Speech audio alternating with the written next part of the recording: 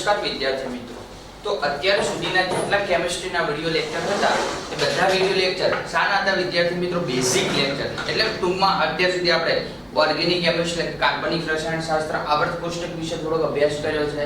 કેટલુંક આપણે physical chemistry પણ અંદર સમાવેશ કર્યો છે. ક્લિયર છે? તો બધા બેઝિક લેક્ચરનો સમન્વય કરી અને હવે આપણું જે સિલેબસ છે એ સિલેબસ પર વિદ્યાર્થી મિત્રો ફોકસ કરવું પડશે, કારણ કે આપણે બેઝિક લેક્ચર ક્યારેય કોઈ દિવસ પૂરા થવાના નથી. જેટલી વખત ડીપમાં ના જાઓ એટલું કેમિસ્ટ્રી ઊંડું છે. કેમિસ્ટ્રી એક પ્રકારની ખાણ છે, ખઈ છે. ક્લિયર છે? એની અંદર તમે ડૂબકી મારી દેશો તો તમારે જો તમારું ક્લિયર હશે, તમારું જો ટોપિક ક્લિયર હશે તો તમને બિલકુલ કોઈ જ પ્રકારનો વાંધો આવવાનો નથી. એટલા માટે વિદ્યાર્થીઓ ચેપ્ટર શરૂ કરતા પહેલા બેઝિક કેમિસ્ટ્રી પર મેં થોડું વધારે ફોકસ કર્યું છે કે તમને બેઝિક ખબર હશે, બધું કમ્પ્લીટ ક્લિયર હશે તો તમે શું કરી શકશો કે બધા ચેપ્ટર છે 14 ચેપ્ટર શું કરી દેશો? એકદમ ક્લિયર તમે સમજી શકશો. પણ વિદ્યાર્થી મિત્રો બેઝિકમાં તમને હજુ પ્રોબ્લેમ હશે તો સમજવામાં થોડું અઘરું પડશે. ક્લિયર છે? પહેલા હું તમને મારા ચેપ્ટરો જે કેમિસ્ટ્રીના છે એ સમજાવી દઉં છું, પછી આપણે સ્ટેપ બાય સ્ટેપ ચાલુ કરી દઈશું. ક્લિયર છે? તો વિદ્યાર્થી મિત્રો ધ્યાન આપજો કે આપણે કેમિસ્ટ્રી છે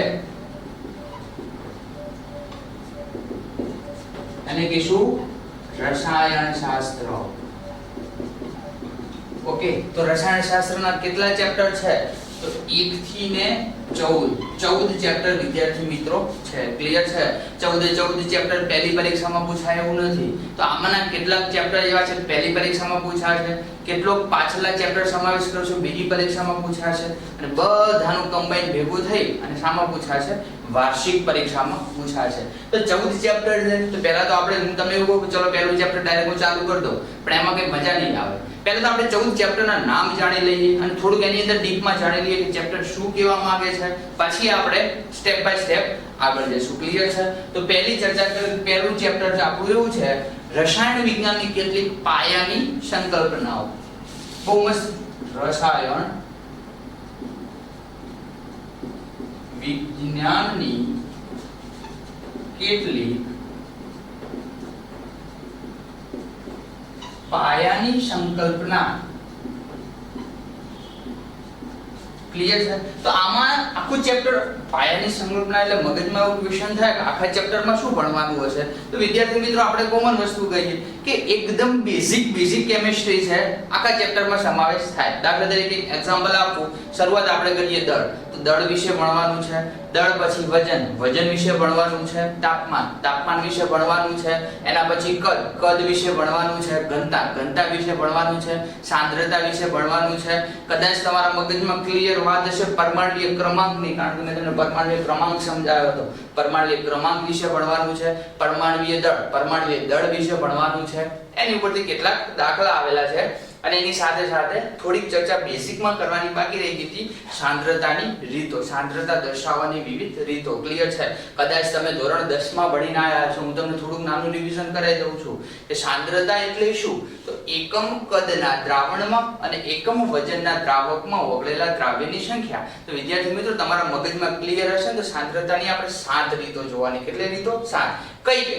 પહેલી રીત છે મોલાલિટી. તમે કદાચ 10માં અથવા 9માં થોડુંક ચર્ચા કરીને આવ્યા છો. 7 રીતો નહીં ભણ્યા હોય. અહીંયા આપણે 7 નથી ભણવાની. આપણા સિલેબસમાં 2-4 આપેલી છે અને 7માંથી બીજીની કઈ આપેલી? ધોરણ 12 સાયન્સમાં બીજું ચેપ્ટર છે દ્રાવણો. એમાં થોડીક ચર્ચા કરવાની છે. પહેલા હું રીતોના નામ બોલી જાઉં છું. પહેલી છે મોલાલિટી, પછી બીજું મોલારિટી, ત્રીજું છે ppm પાર્ટ્સ પર મિલિયન. ક્લિયર છે? પછી છે વજન અંશમાં આપણે 3 ભણવાની છે. કદથી ટકાવારી, વજનથી ટકાવારી, વજન કદથી ટકાવારી. પછી ભણવાનું છે મોલ અંશ. ક્લિયર છે? મોલ અંશમાં થોડુંક ચર્ચા તમે ધોરણ 10 માં કદાચ કરીને આવ્યા છો. ક્લિયર છે? પછી કદાચ આપણે ભણવાની નથી પણ બીજી 2 રીતો છે સપ્રમાણતા એટલે કે નોર્માલિટી અને બીજી એક છે ફોર્માલિટી. ક્લિયર છે? તો આ બધી સાંદ્રતાની રીતો છે, સ્ટેપ બાય સ્ટેપ આપણે જોવાનું છે. પછી આના પરથી મોસ્ટ આઈએમપી ઘણા દાખલા કાઢવાના છે. ક્લિયર છે? અને પછી આપણે ચેપ્ટરની પૂર્ણાહુતિ કરવાની છે. ક્લિયર છે? તો કેટલીક પાયાની સંકલ્પનાઓ જોવાની છે. ક્લિયર છે? આપણું બીજું ચેપ્ટર છે પરમાણુનું બંધારણ. તો વિદ્યાર્થી મિત્રો એમાં થોડુંક આપણે ફોકસ કરવાનું છે. હવે આમાં આપણે શું ભણવાનું છે? પરમાણુનું બંધારણ. ક્લિયર છે? આમાં બધા સાયન્ટિસ્ટોના નમૂના ભણવાના છે. દાખલા તરીકે એક્ઝામ્પલ આપણું ડાલ્ટનનો આંશિક દબાણનો નિયમ ભણવાનો છે, થોમ્સનનો એક નમૂનો આપેલો છે એ ભણવાનો છે, એના પછી તૈલ બિંદુ પદ્ધતિ આપેલી છે. તો આમાં આપણે શું ક્લિયર કરવાનું છે? બધા ક્વેશ્ચન 99% ક્વેશ્ચન આકૃતિ ઉપરથી સ્પષ્ટ કરવાના છે. જો તમારા મગજમાં એક ક્વેશ્ચનની આકૃતિ સ્પષ્ટ થઈ ગઈ, આકૃતિ દોરો, એક મુદ્દો લખો, આકૃતિમાં થોડુંક એડ કરો, મુદ્દો લખો. આકૃતિ આપણા મગજમાં ક્લિયર હોય તો આખું ચેપ્ટર આપણે શાંતિથી પૂર્ણાહુતિ કરી શકીએ. કદાચ તમે ભણીને આવ્યા છો હાઇઝનબર્ગનો અનિશ્ચિતતાનો સિદ્ધાંત, લગભગ 10માં આવું કે આવતું નથી, પણ કદાચ ડાલ્ટનનો આંશિક દબાણનો નિયમ, દ બ્રોગલીનો નિયમ, લેમ્બડા h/h/mv, તો બધા સૂત્ર અમુક સાબિત કરવાના છે, અમુક આકૃતિ પરથી ક્વેશ્ચન હશે અને એકદમ સહેલું ચેપ્ટર છે. ક્લિયર છે? એના પછી ત્રીજું ચેપ્ટર છે એ આપણું એવું છે તત્વોનું વર્ગીકરણ અને ગુણધર્મોમાં આવર્તિતા. ક્લિયર છે? લખું છું, તત્વોનું વર્ગીકરણ અને ગુણધર્મોમાં. ઓકે, તો આમાં આપણે વિદ્યાર્થી મિત્રો શું ભણવાનું છે? એકદમ સહેલું ચેપ્ટર છે. તત્વોનું વર્ગીકરણ અને ગુણધર્મોમાં આવર્તિતા એ તમને ક્યારે ખબર પડે? જો તમને આવર્ત કોષ્ટક આવડતું હોય તો 99% ચેપ્ટર તમારું અત્યારે સમાપ્ત થઈ ગયું છે. જો તમારા મગજમાં ક્લિયર હોય આવર્ત કોષ્ટક વિશેનો ખ્યાલ કે આવર્ત કોષ્ટકમાં આવું આવે છે, આવર્ત કોષ્ટકમાં આવું આવે છે, જો તમારા મગજમાં અત્યારે ક્લિયર હશે તો તમારું આ ચેપ્ટર પતી ગયું છે. મેં તમને પહેલા કીધું હતું કે જો આવર્ત કોષ્ટક હશે તો 11 સાયન્સના 3 ચેપ્ટર, 11 સાયન્સના 3 ચેપ્ટર, 12 સાયન્સના 2 ચેપ્ટર ક્લિયર હશે. વિદ્યાર્થી મિત્રો ફરીવાર બોલું છું કે જો તમને આવર્ત કોષ્ટક પિરિયોડિક ટેબલ આવડતું હશે તો 11 સાયન્સના 3 ચેપ્ટર, આખા ચેપ્ટરની વાત કરું છું, કોઈ ટોપિકની વાત નથી કરતો, અને 12 સાયન્સના 11 સાયન્સના 3, 12 સાયન્સના 2 ચેપ્ટર છે. 2 ચેપ્ટર તમારા મગજમાં એકદમ ક્લિયર હશે. ક્લિયર છે? તો કોના ઉપર આધાર રાખે છે? તત્વોનું વર્ગીકરણ અને ગુણધર્મોમાં આવર્તિતા. તત્વોનું વર્ગીકરણ એટલે શું? તો આપણે કીધું હતું આવર્ત મૂકવાના છે. કેટલા આવર્ત હશે? 7 આવર્ત હશે. સમૂહ 18 હશે. પહેલા વિભાગ કેટલા હશે? 4 વિભાગ પાડવાના છે. SPDF પહેલા આવર્તમાં કયું તત્વ આવે છે? પહેલા વિભાગમાં શરૂઆત ક્યાંથી થાય છે? S વિભાગમાં કેટલા સમૂહ આવેલા છે? તો આ બધી ચર્ચા આપણે સામેથી કરવાની છે. આને ક્લિયર છે? એટલે પહેલા નોર્મલ આવર્ત કોષ્ટક જોવાનું છે, પછી જોવાનું છે આધુનિક આવર્ત કોષ્ટક જોવો. ક્લિયર છે?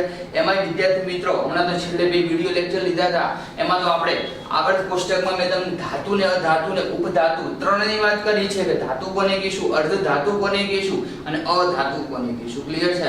તો આ ચેપ્ટરમાં વિદ્યાર્થી મિત્રો એની જ ચર્ચા કરવાની છે. ક્લિયર છે? ઉપરથી નીચે તરફ જતા ત્રિજ્યામાં શું ફેરફાર થાય, પરમાણુની ત્રિજ્યામાં શું ફેરફાર થાય, ઉપરથી નીચે તરફ જતા આણ્વીય લક્ષણમાં શું ફેરફાર થાય, તો બધી ચર્ચા જો તમારા મગજમાં આવર્ત કોષ્ટક હશે તો તમને ચેપ્ટરમાં ખબર પડશે.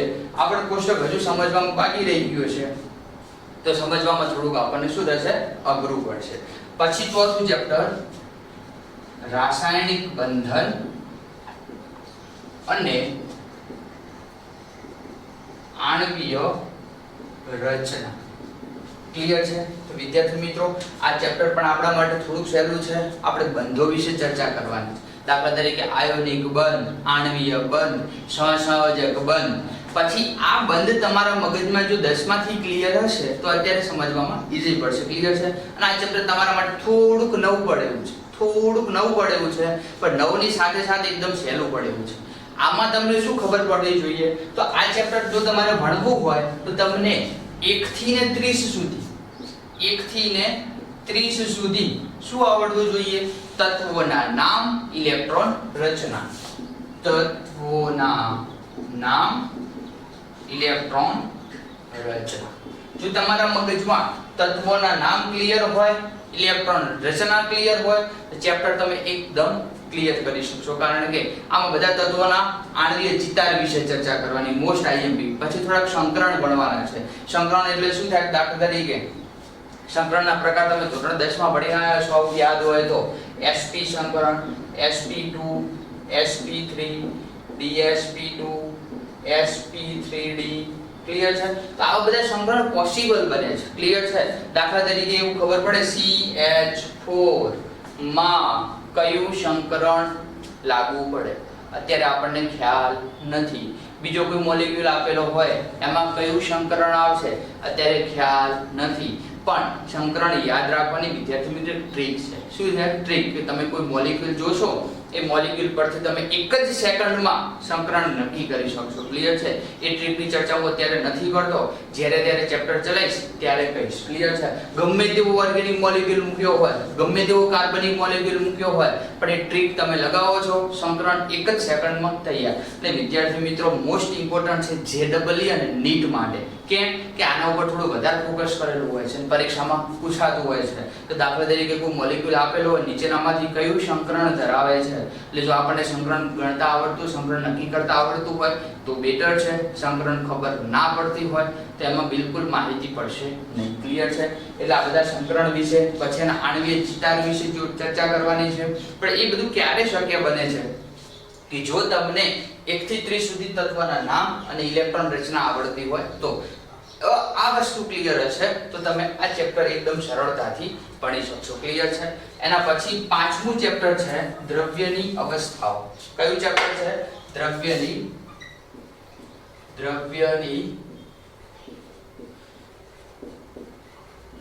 અવસ્થાઓ, જેને આપણે સ્ટેટ્સ ઓફ મેટર તરીકે ઓળખી શકશું. ક્લિયર છે? એમાં થોડી ઘન પ્રવાહી અને વાયુની ડિટેલમાં ચર્ચા કરવાની છે. ક્લિયર છે? આપણું છઠ્ઠું ચેપ્ટર છે ઉષ્માગતિશાસ્ત્ર. ઉષ્માગતિશાસ્ત્ર, જેની અંદર વિદ્યાર્થી મિત્રો આપણે ઉષ્માગતિશાસ્ત્રનો અભ્યાસ કરવાનો છે. તો ઉષ્માગતિશાસ્ત્રની અંદર શું આવે? તો ઉષ્માગતિશાસ્ત્રની અંદર આપણે ત્રણ વસ્તુ પહેલા તો ભણવાનું છે. પહેલી છે એન્ટ્રોપી, એટલે કે એને S વડે દર્શાવીશું. બીજી છે એન્થાલ્પી, જેને આપણે H વડે દર્શાવીશું. પછી ત્રીજું છે અવસ્થા વિધેય મુક્ત ઉર્જા. ક્લિયર છે? તો મુક્ત ઉર્જામાં થતો ફેરફાર કોના વડે દર્શાવીશું? ડેલ્ટા G વડે. મુક્ત ઉર્જા, એને બીજો શબ્દ વાપરશું ગિબ્સની મુક્ત ઉર્જા. કઈ ઉર્જા? ગિબ્સની મુક્ત ઉર્જા. ક્લિયર છે? એ પણ ચેપ્ટર છે, બહુ મસ્ત છે. એમાં માત્ર 3 નિયમો છે, વારંવાર પરીક્ષામાં પૂછાતા હોય છે. 3 નિયમો કયા? તો પહેલો નિયમ હતો ઉષ્માગતિશાસ્ત્રનો શૂન્યનો નિયમ, ઉષ્માગતિશાસ્ત્રનો પ્રથમ નિયમ, ઉષ્માગતિશાસ્ત્રનો દ્વિતીય નિયમ. ક્લિયર છે? તૃતીય નિયમનું થોડુંક વિધાન આપેલું છે, પણ એ કદાચ પરીક્ષામાં પૂછાવાની શક્યતા ઓછી રહે. પણ એના પછીમાં થોડી ડિટેલ ચર્ચા કરેલી છે. ઉષ્માગતિશાસ્ત્રનો શૂન્યનો નિયમ સમજાવો, અથવા ડેલ્ટા K. ક્લિયર છે? અથવા delta G = -RT ln K, સંતુલન અચળાંક સમજાવો. ક્લિયર છે? તો આમાંથી વિદ્યાર્થી મિત્રો ચેપ્ટર વાઇઝ હું તમને IMP ક્વેશ્ચન આપતો રહીશ. એ પરીક્ષામાં પૂછવાની 99% શક્યતા રહેલી હોય છે. ક્લિયર છે? એના પછી આપણું 7મું ચેપ્ટર છે સંતુલન. કયું ચેપ્ટર છે?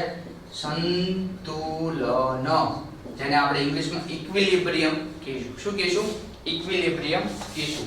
તો વિદ્યાર્થી મિત્રો આ તો આપણે વાત ક્લિયર કરી. કેટલા ચેપ્ટર જોયા? 7 ચેપ્ટર. કેટલા ચેપ્ટર આવેલા છે? 1 થી 14. તો વિદ્યાર્થી તમારી કેમિસ્ટ્રીમાં 2 બુકો હશે. કેટલી? 2. જે પાર્ટ 1 છે, ભાગ 1,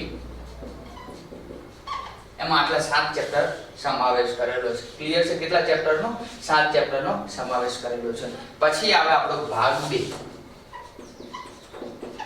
ક્લિયર છે?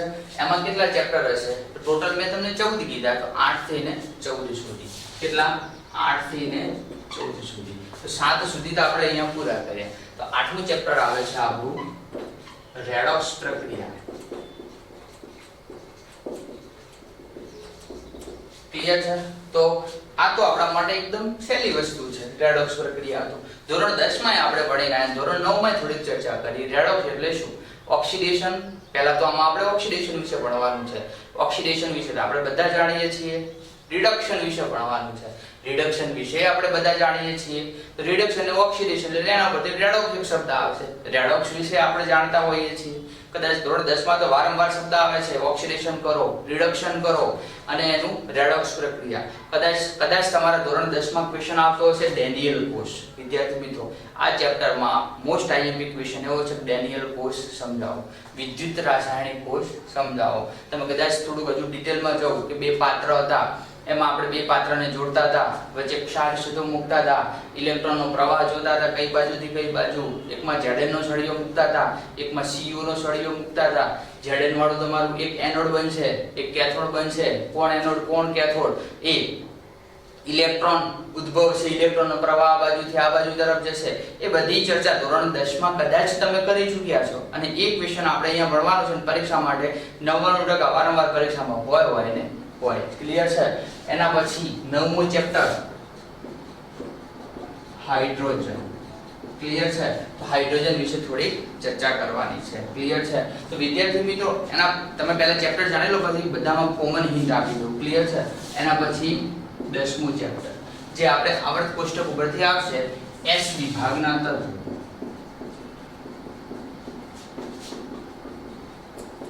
એના પછી 11મું ચેપ્ટર P વિભાગના તત્વો. આ બંને ચેપ્ટર શું કહેવા માંગે છે? આવર્ત કોષ્ટક હતું આવું. ક્લિયર છે? તો આવર્ત કોષ્ટક પરથી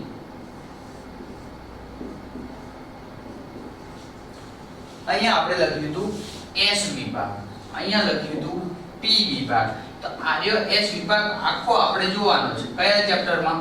10મા ચેપ્ટરમાં. ક્લિયર છે? બધા જ તત્વો વિશે થોડીક ચર્ચા કરવાની છે કે એ તત્વમાં શું થશે, એના ગુણધર્મ શું હશે, એના ઉપયોગો શું હશે.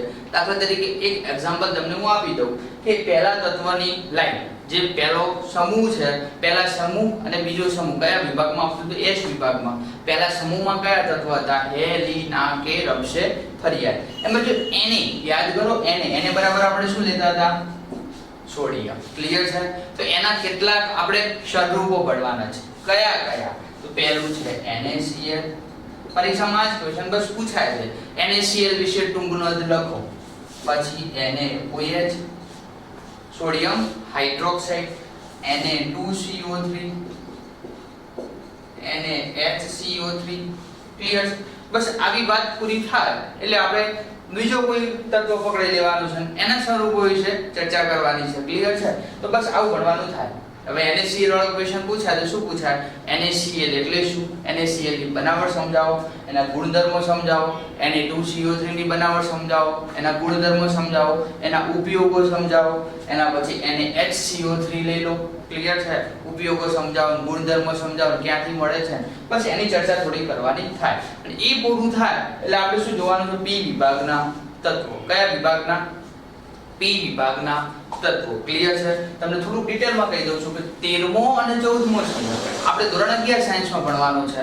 પાછલા બધા સમૂહ છે, પાછલા સમૂહ શામાં ભણવાના છે? આગળના ચેપ્ટર. ક્લિયર છે? તો અહીંયા શું ચર્ચા કરી કે P વિભાગના તત્વો. ક્લિયર છે? તો P વિભાગના તત્વોની શરૂઆત કરીએ. પણ આ બધું ક્યારે શક્ય બનશે? વિદ્યાર્થી મિત્રો એક વસ્તુ તમે માર્ક કર્યું હોય. શું માર્ક કર્યું છે?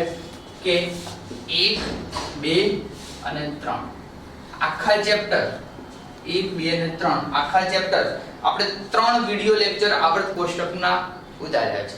આવર્ત કોષ્ટકના ઉતાર્યા છે. ખાનાવાળી રચના દોરી હતી, અંદર તત્વો મૂક્યા હતા, તત્વોની મેં તમને ટ્રીક આપી હતી. એ તમે જો તૈયાર કર્યું હશે તો તમારા 1, 2 અને 3 ચેપ્ટર અત્યારથી તૈયાર થઈ ગયા છે એવું સમજી લો. ક્લિયર છે? તો તૈયાર કરવાના કેટલા બાકી રહેશે? હવે માત્ર 14 ચેપ્ટર હતા, 3 થઈ ગયા છે, હવે 11 ચેપ્ટર તૈયાર કરવાના બાકી છે. પણ ક્યારે આવું શક્ય બનશે કે જો તમારું બેઝિક ક્લિયર હશે અને આવર્ત કોષ્ટક આવડતું હશે તો 1, 2 અને 3 ચેપ્ટર તમને અત્યારથી આવડતા હશે, એનું 100% તમને લેખિત ગેરંટી આપું છું. ક્લિયર છે? તો આપણે 11મા સુધી પહોંચ્યા. 12મું ચેપ્ટર આપણું છે રસાયણ વિજ્ઞાનના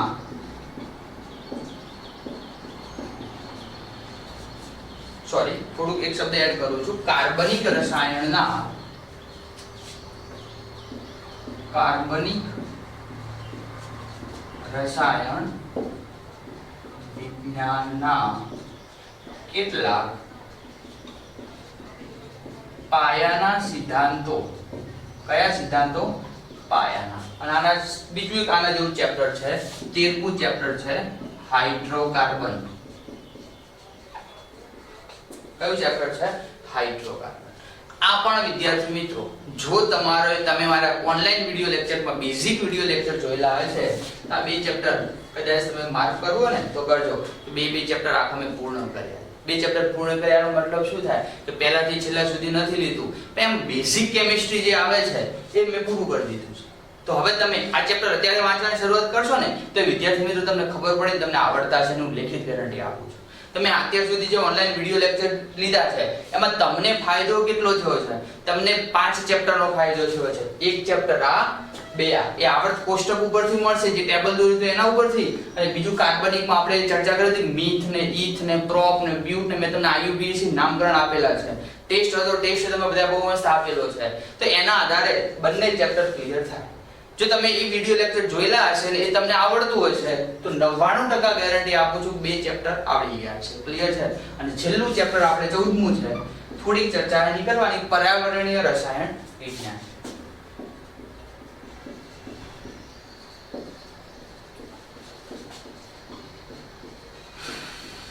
પર્યાવરણીય રસાયણ વિજ્ઞાન થોડીક ચર્ચા એમાં પર્યાવરણ વિશે કરવાની છે. તો વિદ્યાર્થી મિત્રો આપણા સિલેબસમાં મેં તમને કીધું 1 થી 14 ચેપ્ટર છે. પહેલા 7 ચેપ્ટર છે ભાગ 1 માં છે. બીજા 8 થી 14 સુધી ચેપ્ટર છે એ પાર્ટ 2 ના છે. ક્લિયર છે? થોડીક તમને ડિટેલ આપી જોઈ. હવે આપણે ચાલુ કરીએ પહેલું ચેપ્ટર જે છે રસાયણ વિજ્ઞાનની કેટલીક પાયાની સંકલ્પનાઓ, જે આપણે નેક્સ્ટ વિડિયો લેક્ચરમાં જોશું. ક્લિયર છે વિદ્યાર્થી મિત્રો?